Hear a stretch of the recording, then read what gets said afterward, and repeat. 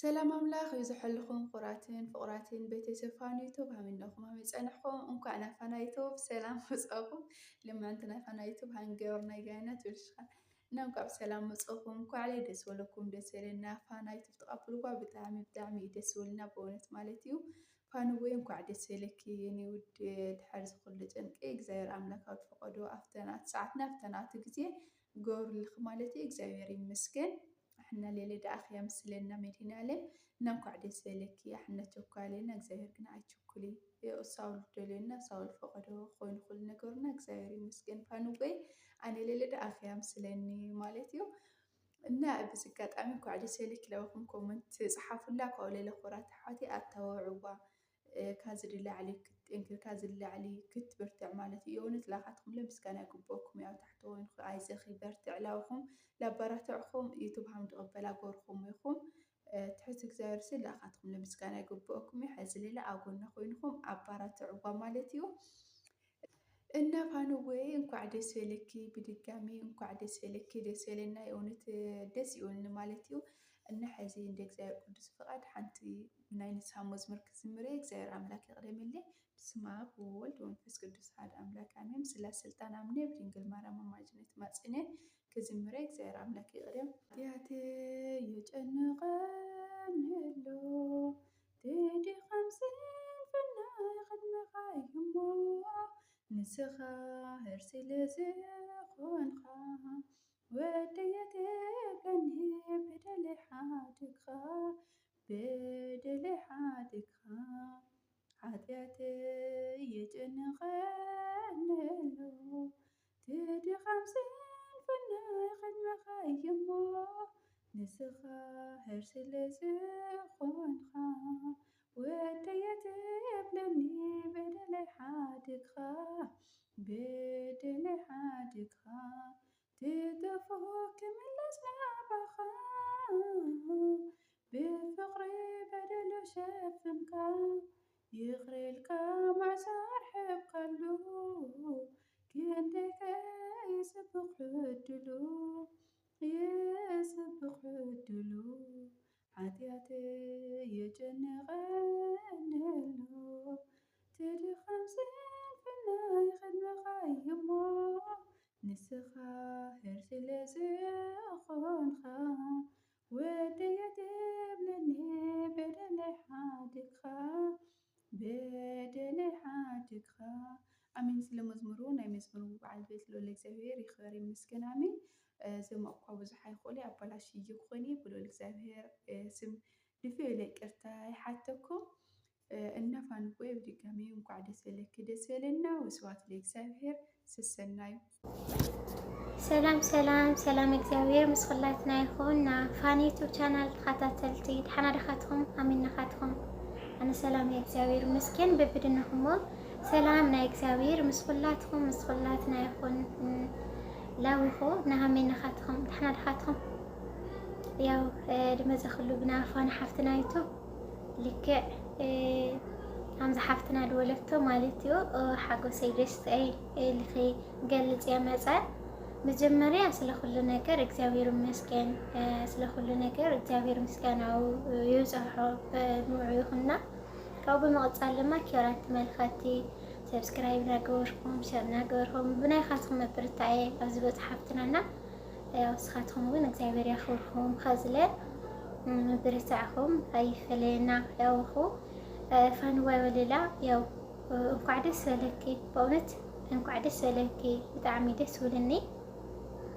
ደስታ ክደስተ እዩ ሓጎስ ኸውን ሓጎሰይ እዩ ጓልነይ ስለ ኩሉ ነገር እግዚአብሔር ምስኪን እንኳዕ ደስ በለኪ ካብ ዝበለፀ በርትዕኺ ጠንክርኺ ኣብ ፅቡቕ ደረጃ በፅሕኺ ንሪአኪ ድማ ሰብ ብዙሕ ተስፋ ኢና ማለት እዩ እና ብሓቂ ዩቱብ ከምዚ ኩሉና ንፈልጦ ኢና ማለት እዩ ዩቱብ ፃዕሩ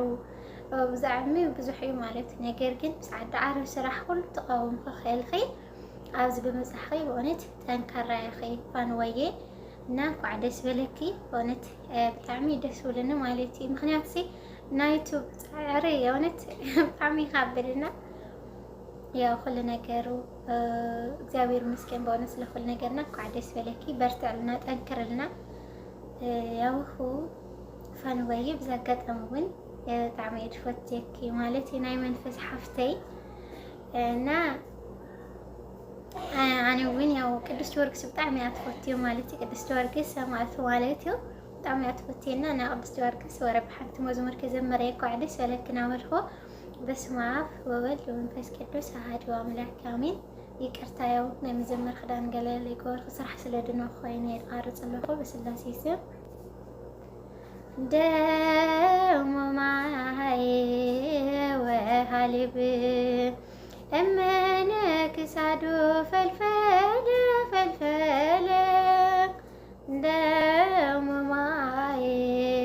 ወሃልብ እመነ ክሳዱ ፈልፈለ ፈልፈለ ሶበ ተከለለ ሶበ ተከለለ ጊዮርጊስ ሶበ ተከለለ አሀ አሀ አሀ ሶበ ተከለለ ሶበ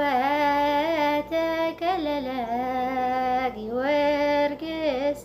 ሶበ ተከለለ።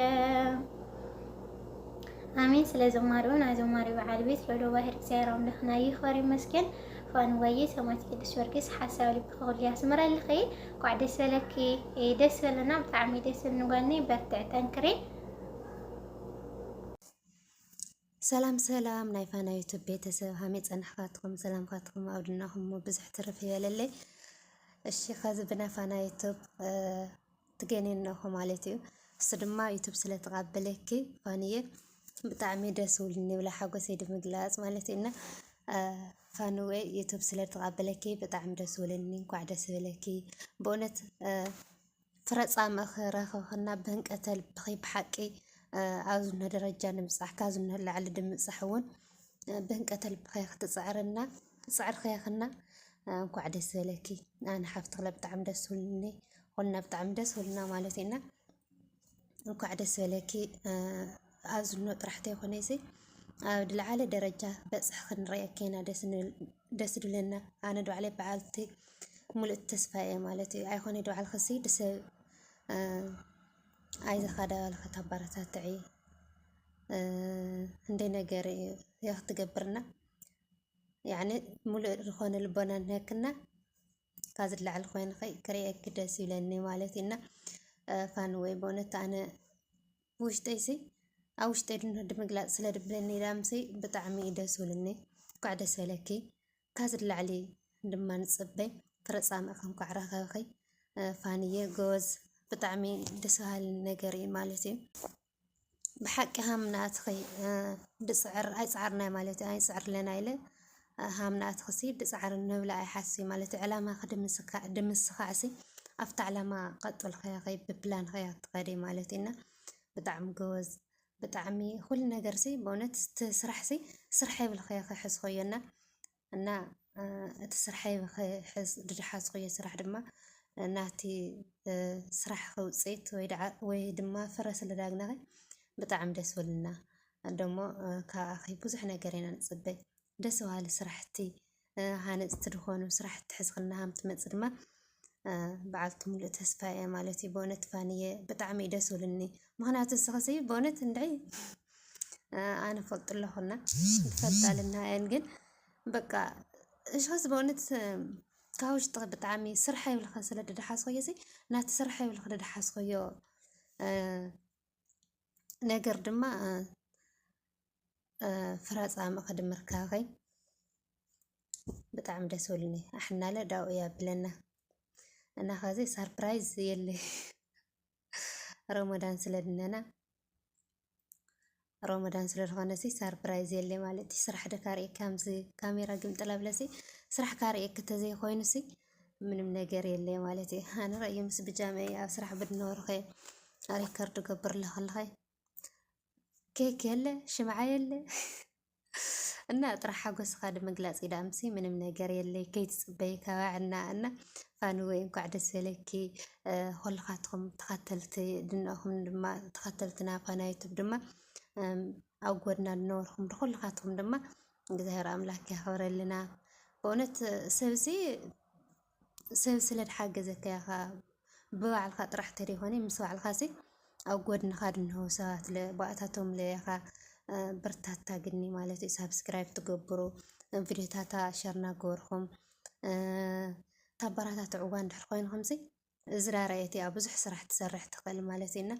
سبسكرايب دي جورهم تريد ناهم لا سبسكرايب جورهم رأي لايك جورهم رأي لايك كومنت را جورهم مالتي ولا كومنت ولا رخونة نجرزي كادا جنسي طقمنها دعا مالتينا كلنا نبراتات عيا تبراتات عسبية مالتي بمنفساوي تجمر خيدنا رحتي ملسي منفساولي كادا جمهم تقصل له تسفى نقبر كاود لعلي بتاع معاوي سرح تام تسرح دما أنا بزاوة جنسي بعلت مول تسفى مغنيات سخسي بقى أتي أتحسس واخي أتي علامة خسي أحد جرا قارص أيخوني نوحي بتعمي مالتينا بتعمي سيقولني إنه أنا كازن هدلا عليها مبولخو كازن هدلا عليها متزاروخو قد بونت وشت قلت خات التريسي أو وشت دامسي بعفي من نجار أي خولي إنه لايك شير سبسكرايب داولكم مباراتات تعوى سلام خاتكم بزح ترفي للي